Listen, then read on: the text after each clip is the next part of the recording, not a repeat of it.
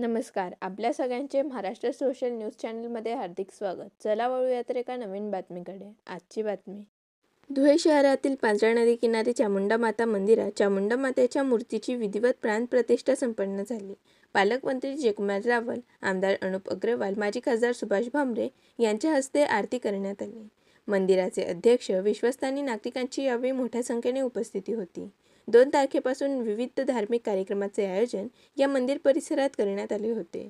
काल पालकमंत्र्यांच्या हस्ते महाआरती करून महाप्रसादाचे देखील वितरण या ठिकाणी करण्यात आले. हा भक्तिभावाने प्रेरित असलेला जिल्हा आहे आणि आपण बघितलं की अनेक पुरातन मंदिर धुळे जिल्ह्यामध्ये आहेत. अनेक समाजांचे कुलदैवत हे सुद्धा धुळे जिल्ह्यामध्ये आहेत. आज गुजर, बडगुजर, राजपूत, क्षत्रिय आणि सर्वांची देवी असणारी चामुंडा माता यांच्या मंदिराची स्थापना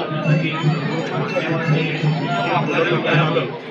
मी ट्रस्टचे अध्यक्ष पंडितनाथ भैया यांचं मी मनापासून अभिनंदन करतो आणि जनतेला अजून एक शक्तीपीठ प्रेरणेचं स्तोत्र या धुळे शहराच्या पांझरा नदीच्या काठावर आहे. धुळ्याच्या तमाम जनतेचं मी मनापासून अभिनंदन करतो. देवीच्या चरणामध्ये प्रार्थना करून देवी माताचा आशीर्वाद आम्हा सगळ्यांना मिळेल अशी अपेक्षा व्यक्त करतो. चामुंडा माता. बातमी आवडल्यास चॅनलला लाईक व सबस्क्राईब करा व दररोज अशा नवनवीन बातम्या पाहण्यासाठी चॅनलला फॉलो करा. धन्यवाद.